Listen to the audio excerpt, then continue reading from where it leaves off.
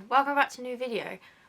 Today is honestly just going to be a rant. As you can tell from the title of the video, I really wanted to talk about how this whole coronavirus situation is making me as a disabled person feel. If you've been online, then I'm sure you might have seen some other disabled people talking about the same thing, but I suppose it depends who you follow. Because I follow quite a lot of fellow disabled people, but you might not, so. A little bit of background about me. I'm autistic. I also have Tourette's syndrome and I suffer with depression and anxiety.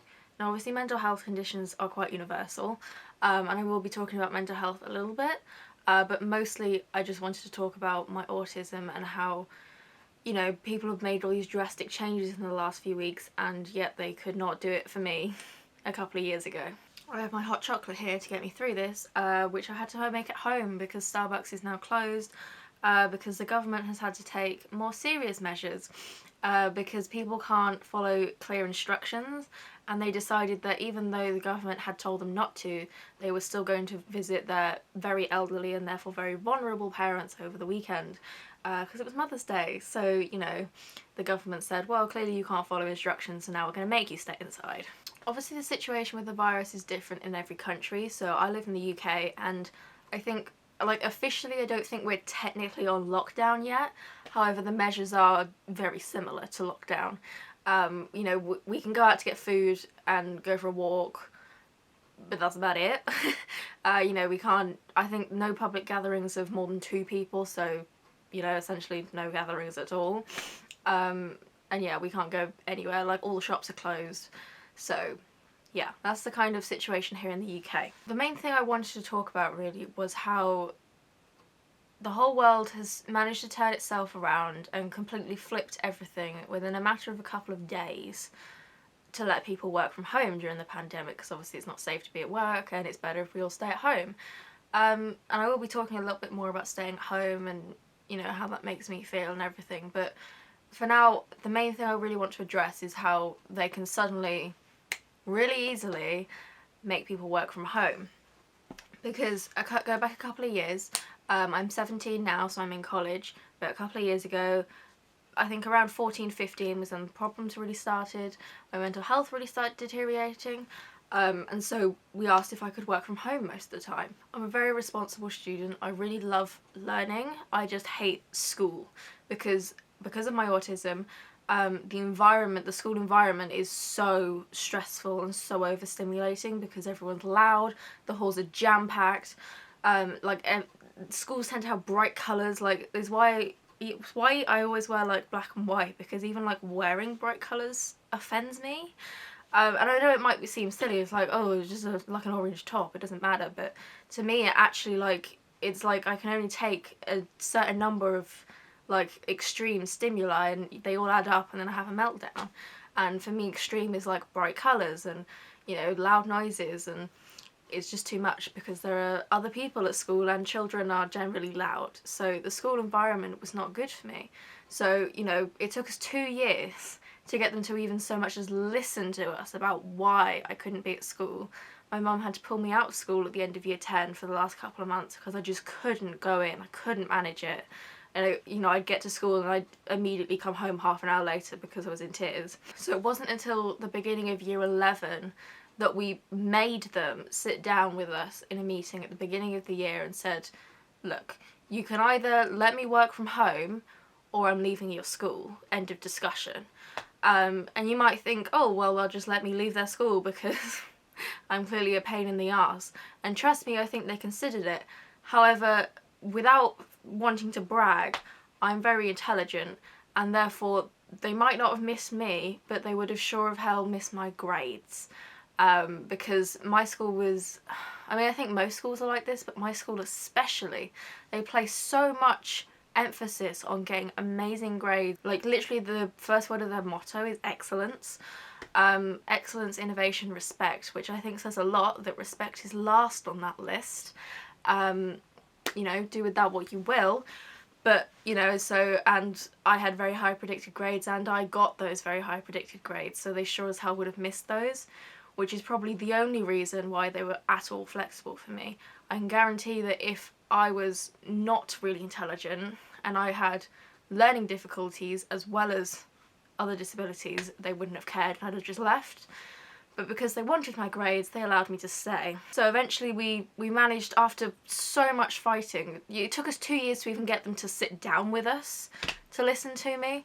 And then eventually, I think it took like 2 or 3 hours the meeting, we managed to convince them that actually I'm a very hardworking person, I'm very self-disciplined, always have been, always will be. And so I can work from home. So I emailed my teachers every day, they emailed me the PowerPoints.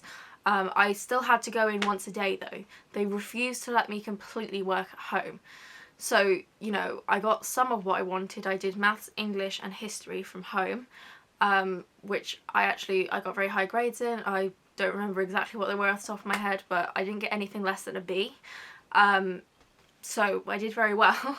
I got several A stars and I even got 1 A star, which is like a new grade. So as you can see, I did very well, despite everything. But even though they let me do those 3 subjects at home, they still made me come in for 1 lesson a day to do the more practical subjects, because I did photography, art and music BTEC as my practical subjects. Now, music BTEC I would have needed to go in for, because I don't have a recording studio at home. However, that being said, I wouldn't have needed to come in all the time. I'd have only needed to come in for that lesson. But they made me come in every single week.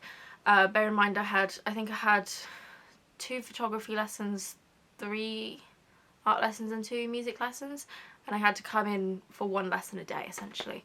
And so, you know, photography and art, I can completely do those at home, but they wouldn't let me. I had to go in and surprise, surprise, I got nothing done on the days I went in, because they just would not believe me when I said that I would do the work and that, you know, I'm a responsible student. And they just didn't believe that, they didn't believe the amount of stress they were causing me and anxiety, and like, they just didn't believe me. And you know, this was almost 2 years ago at this point that we set this up, and it worked in the end. It wasn't easy, but I survived, just. You know, I got the grades I wanted and I've moved on. You know, or at least I thought I had. You know, I originally, over the summer after my GCSEs, you know, it took a while to sink in, you know, that I was really done with them forever. I was never going to have to see them again. I never had to set foot in that goddamn school again. And it took a while to sink in, but once it had, I was furious. Like, I'd say for at least 3 weeks, I was just angry all the time. Because how dare they make me go through that? But they just didn't care. We told them so many times and they just did not care. But you know, eventually I realised that it wasn't productive to be angry all the time. And you know, I'm planning to write a book about my experiences. I'm actually currently participating in a project with my friend Charlie that is going to tell a little bit of my experience. You know, and so that emotion, I suppose, will be useful for that, but not in that way. You know, that anger wasn't constructive, so I put it aside. You know, I went to college, and the college is great, so amazing. They let me work from home all the time. Like, I literally barely ever go in. Obviously, we all have to work from home now, but I've been doing that all year. They're so cool with it. They don't mind at all. I just email them, you know, they keep updated on what I'm doing and they're fine with it because they understand, and they have an excellent support system at the college. Like, honestly, within the first few weeks of college, I was nearly in tears every time I tried to talk to anyone, because whenever I went up and said, oh, I'm not comfortable with this, or, you know, can I sit in this seat instead of this seat because it makes me, you know, less anxious, because I like to sit at the door so I can just leave if I need to. And they were like, yeah, sure, of course you can. And every time they said that, I would nearly burst into tears, because I was like, what do you mean? You're not going to argue with me? Like, you're not going to make me get out all of the documents and medical records just so I can sit in a different chair? And they were like, no, of course not. Which was just a completely different experience. So, you know, things are very different for me now. But it just, you know, in the last few weeks, watching the entire world turn themselves upside down to let people work from home in a matter of days, like, imagine how that makes me feel.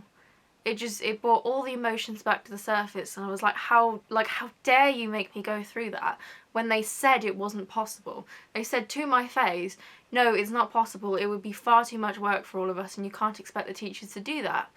When really all I was asking them to do is send me an email once a day. That's not a lot of work, is it? Or even just once a week. You know, just here's the work for the week. Enjoy. But they couldn't do that apparently. And they put so much emphasis on, even when they let me do maths, English and history at home, you know, so many times they said, oh yeah, we're really pushing the boat out for you, and you're not allowed to tell anyone that you're doing this because otherwise everyone will want to do it. And guess what? No one actually really wanted to do it because no one wants to work from home. Because, you know, most people don't work from home, do they? Like, if you let most students off school, then they just won't work. But I'm different, and I'd proved that I'm different. So, and it makes me so angry that we had to go through 3 years of fighting to even get the bare minimum of working three lessons at home. And I still had to go in every day and still had to do all the mock exams and everything. And yet they made that such a big deal, and now suddenly everyone can work home really easily within a matter of days. No problem at all.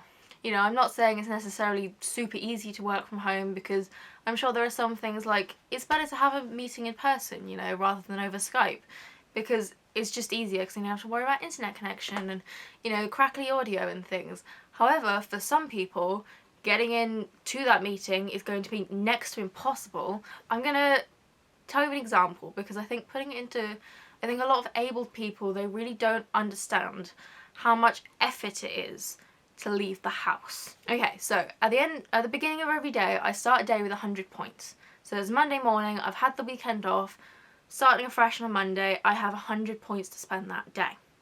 So getting up is easy for me, not for some people.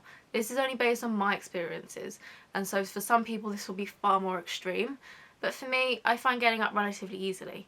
Now, brushing my teeth, that counts for at least 5 points, because I hate brushing my teeth.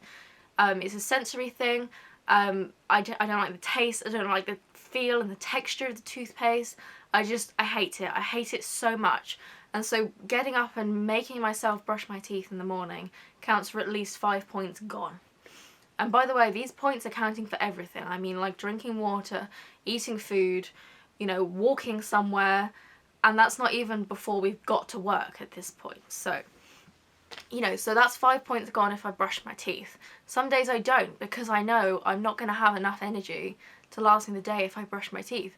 I know that might sound gross, and do you know what it is? However, that's the choice I have to make. I literally have to choose between being able to turn up and function at something over brushing my teeth some days, because the world is so inaccessible to me. So hopefully that gives you some idea. But you know, so I brushed my teeth and that's 5 points gone. Then I've got to come down, I've got to get dressed, I've got to do my hair, and I've got to have some food. Let's say another 10 points gone. Eating isn't that taxing for me. However, that's only because my mum makes my food. If I had to make my own food, that's another 10 whole points gone. So, for the sake of this, I'm going to go on the easy side. But you know, just keep in mind that a lot of things I get done for me, because my mum's very supportive. However, not everyone has that privilege. So I then have to get to work or college or school or wherever you're going. So, for the sake of this, let's say I take the bus. Now, I can't read bus timetables. They confuse me so much, I just can't do it. And for some people, they can't get on the bus because they're not accessible.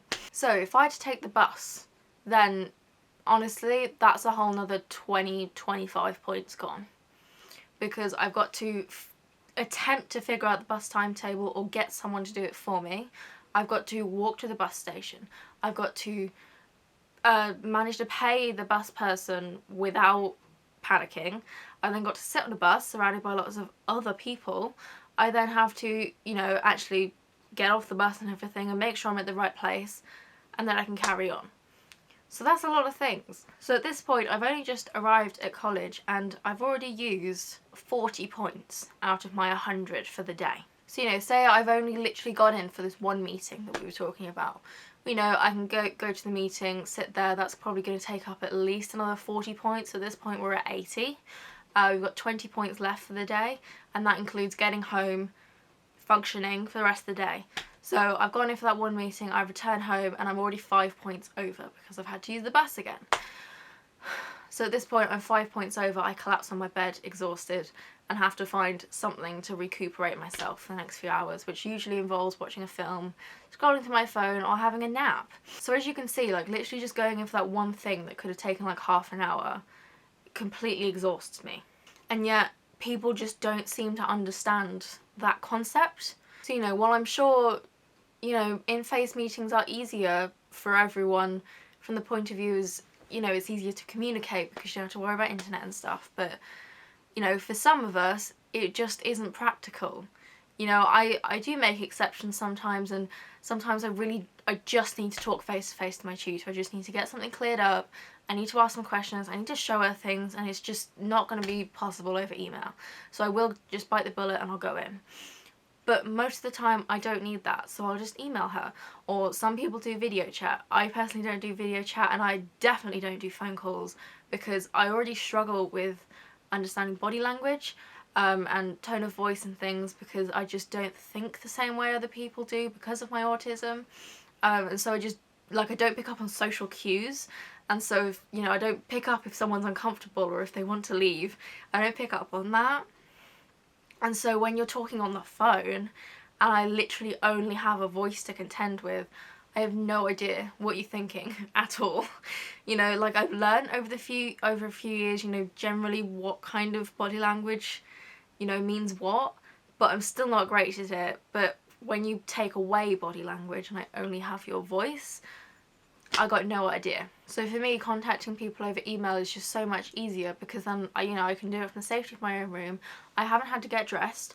I haven't had to rush out anywhere. I haven't had to travel. I haven't then had to spend all that energy actually face to face, because emailing doesn't take any energy from me because I'm not having to actually interact on a personal level.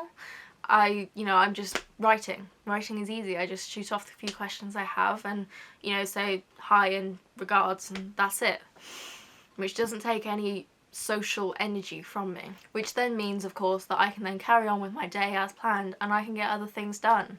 Whereas before, I was literally, you know, I'd been to that meeting, it drained me so much, I had gone over my limit, stressed myself out, and then that's when meltdowns occur. And at this point, you know, I haven't even like gotten undressed, I haven't brushed my teeth for a second time, haven't eaten anything else, so, you know, hopefully that sort of puts into perspective, you know, how much energy some of these things take. And, you know, for some people, getting dressed will be significantly more difficult because, you know, if you're confined to a wheelchair and you have if you can't dress yourself, then that's going to be way more taxing because you're going to have to get someone to do it for you. You know, even that small act is probably going to physically tire you out. So, you know, I personally don't have that problem, but for some people, each thing will count like different points. So I went off on a little bit of a tangent there, but essentially bringing it back to my point is that, you know, disabled people, we really, really need you to be flexible with our needs, because, you know, I understand that you can manage it, but some people can't. And actually there's 1.3 billion people on the planet with some kind of a disability. 1.3 billion. That's over 1/7 of the entire world's population. That is a fucking lot of people. So really, why are we not accommodating for us? Like, just why? There's no excuse, especially now, because, you know, going back in a couple of months when this is all over and the world goes back to normal, are you going to forget that this ever happened? Are you then going to turn around to all the other students like me and all the other workers, you know, and say, oh no, it's not possible for you to work from home, when actually it fully well is, because you've just proved that it is over the last few months when you turned everything around and suddenly everyone's working from home. The only thing I can hope is that what has happened is going to spark some sort of change, because, like, it's just, I thought I was over it, but I'm clearly not, because I'm just so angry that I had to go through it.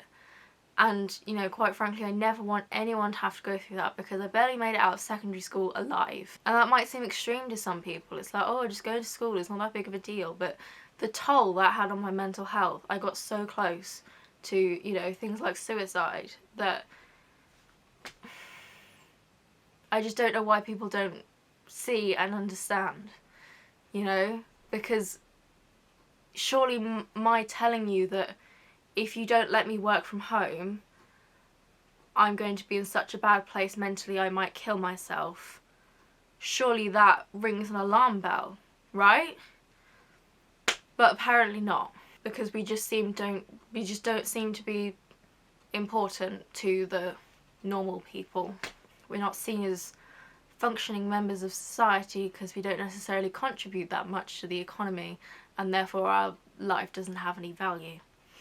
Which isn't true in any respect. Actually, a lot of us contribute to the economy in a lot of ways, and we would even more if only you made the goddamn workplace accessible. I mean, really, it's 2020. Why does everywhere not have like a wheelchair ramp, for Christ's sake? If you can't do anything else, at least take out the stairs, you know? I also just, you know, obviously I also struggle with mental health, and I don't want to go into mental health too much in this video because honestly I could do a whole video series on my mental health problems. But I just wanted to address, you know, that obviously a lot of people are, you know, struggling with being told they have to stay indoors because they rely on, you know, seeing friends and things, and, you know, being able to go for walks and stuff in order to keep up their mental health. Now, personally, I don't understand the whole, oh, I need to see my friends thing in order to be functioning, because I'm the most introverted introvert you'll ever meet in your entire life. I hate people.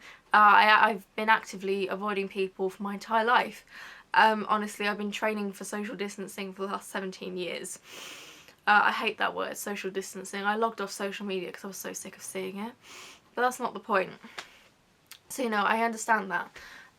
However, you know, take how you're feeling now. You know, you feel cooped up, you know, you're frustrated because you can't go out and you want to do things, you want to live your life. And now imagine that that's how we feel all the time, every single day. There are so many places I'm not able to go because I know they're going to be too busy. They're going to have too many, I'm going to get overstimulated because the environment is too loud, it's too bright, it's too crowded, you know, and there's not like a safe room that I can go or anything. And so, you know, there's so many things I can't do because they are not accessible to me. So, you know, I understand that you're feeling frustrated, and, you know, that's completely valid. I'm also a little bit frustrated because, for example, Starbucks is closed. And that actually does really impact me because Starbucks is pretty much the only place I go other than, like, my room.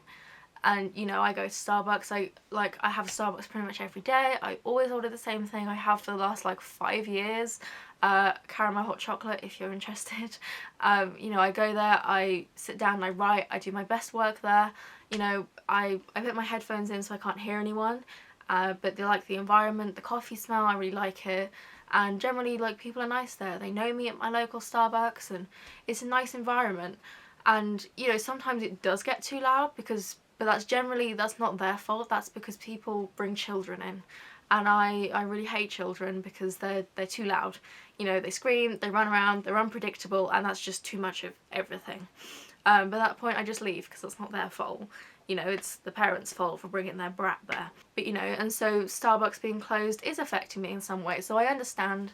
However, you know, use this as a learning experience to think, you know, okay, but there are some people, in fact 1.3 billion people, that feel like this every single day because they can't leave the house because the world isn't accessible to them and people don't care to make it more accessible. So I think that's really the 2 points I wanted to make. I really wanted to rant, get it off my chest, and I don't know, put it out there so that hopefully, you know, add my voice to the mix of other disabled people who are talking about it, so that hopefully when all this is over, we won't just go back to how it was before, and, you know, with people saying, oh no, it's absolutely not possible for you to work from home, or, oh no, I don't care about your needs because they're not my needs. So yeah, that kind of is the end of the video, and, you know, stay safe, stay inside, do what the government tells you to do, and hopefully this will all blow over quickly, and, you know, just maybe remember how you felt after this is all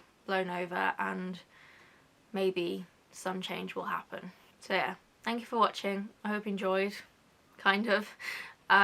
yeah, like it if you did. Please share this video.